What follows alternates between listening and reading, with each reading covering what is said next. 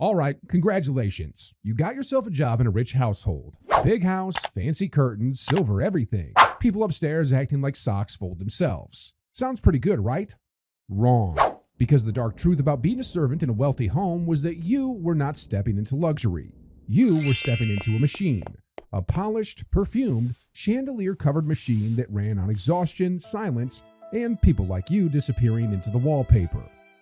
In 19th century Britain, domestic service was the biggest job sector for women, and the 1891 census counted more than 1.4 million indoor domestic servants, almost all of them women.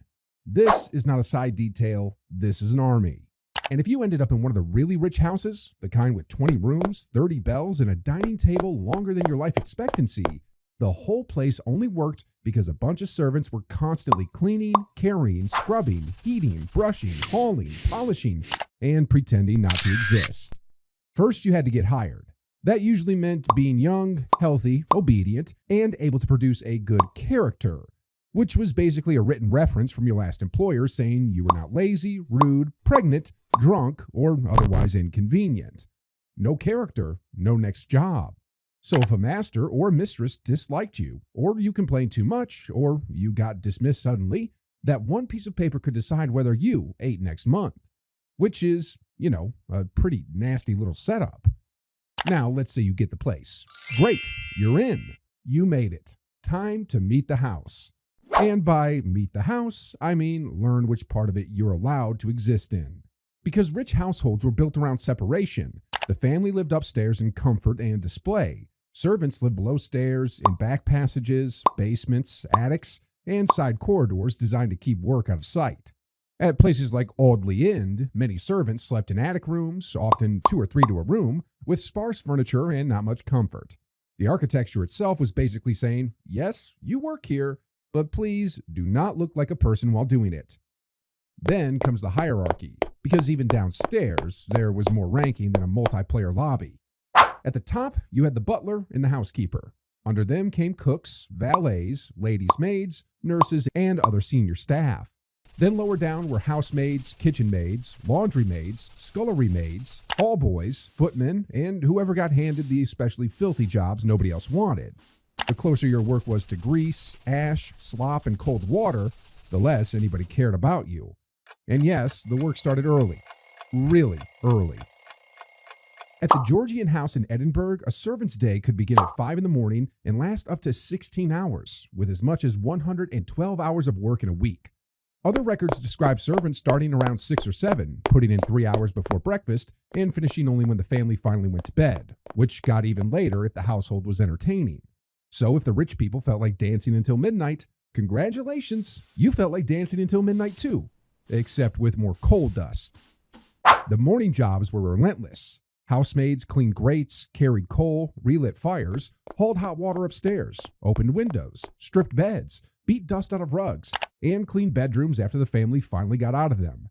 At Hyde Park in New York, chambermaids aired rooms, turned mattresses, cleaned bathrooms, and handled floor-by-floor upkeep while the household rolled gently into the day pretending life was effortless. That fake effortlessness was your real job. And the house was always calling for you, literally.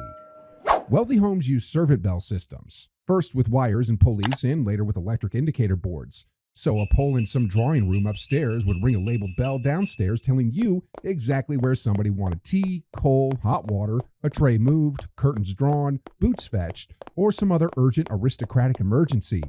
You could be in the middle of one task and instantly get yanked into another because somebody upstairs had discovered they were out of cake. Now maybe you're thinking, okay, the pay must have been made up for this. Nope. At Chatsworth in 1909, a first housemaid earned £30 a year, while the seventh housemaid earned 14. That lined up with a national average for housemaids of just over £20. In America's Gilded Age, pay varied by rank, but a housekeeper at Hyde Park might earn $50 to $150 a month, while ordinary maids sat far lower in the pecking order.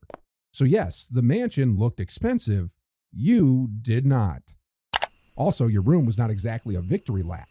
Servants' bedrooms were often small, shared, plain, and shoved into attics or remote corners of the house. The point was practicality, not comfort. You needed to be on site, near the work, and out of the family's decorative field of vision. Rich people loved convenience. They just did not love seeing the humans providing it. And privacy? Forget it.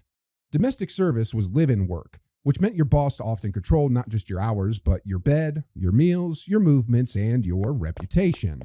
Time off was limited. Holidays were rare.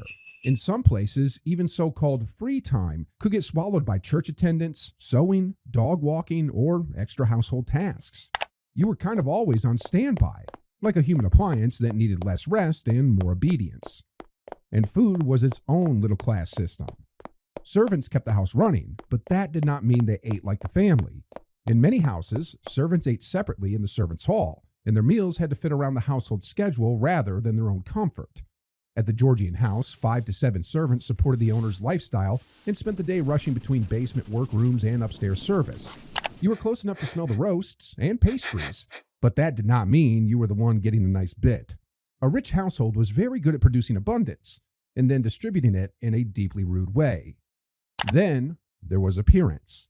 Rich households loved standards. Clean apron, proper posture, hair neat, shoes presentable.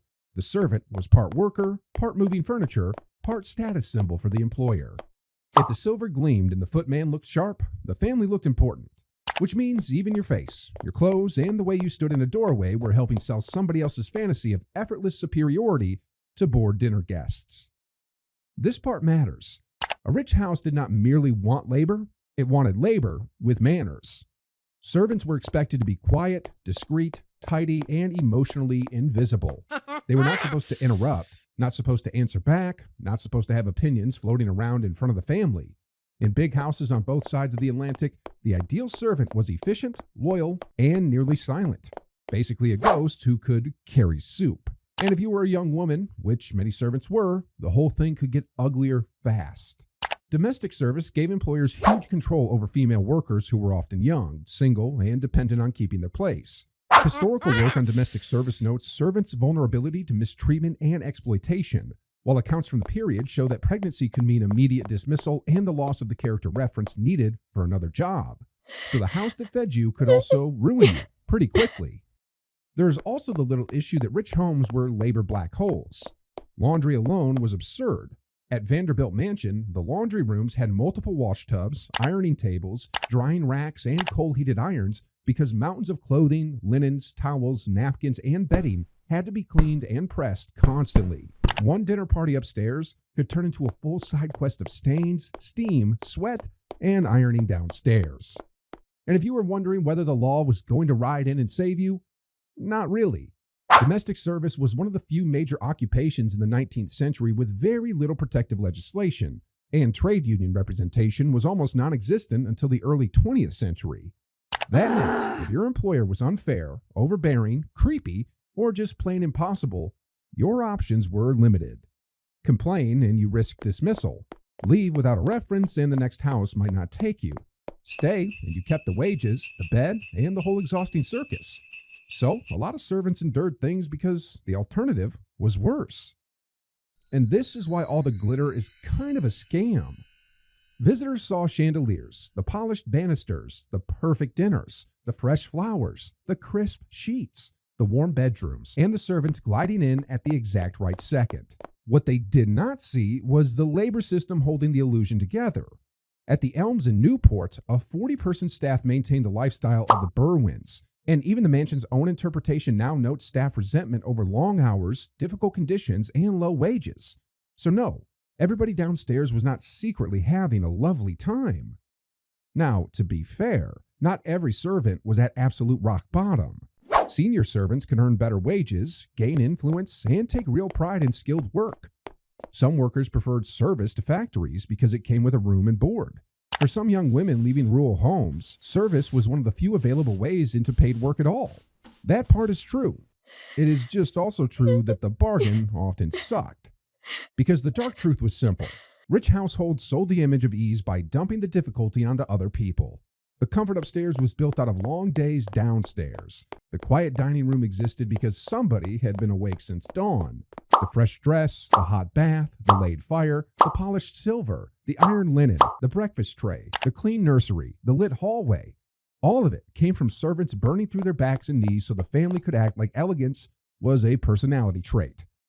So if you ever catch yourself looking at some huge mansion and thinking, wow, imagine living there. Maybe spare one thought for the servant hauling coal through the side corridor at sunrise, already tired, already being rung for, already hoping they don't get blamed for something dumb before lunch.